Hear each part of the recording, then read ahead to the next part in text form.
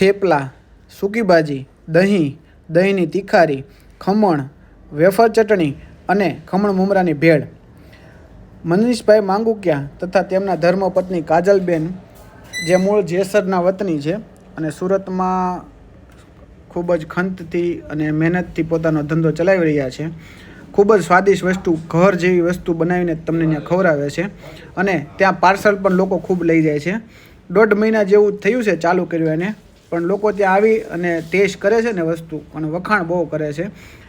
તો સાંજે 7:30 ચાલુ કરે છે અને મોડે સુધી ચાલુ હોય છે.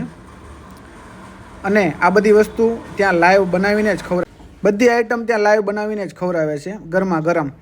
એડ્રેસની વાત કરું ને તો સરદાર ચોક 300 ફૂટનો જે રિંગ રોડ છે ને, સરથાણા પોલીસ સ્ટેશનથી ખડસઠવાળા રોડ ઉપર JK ફાર્મની બાજુમાં આવેલું છે.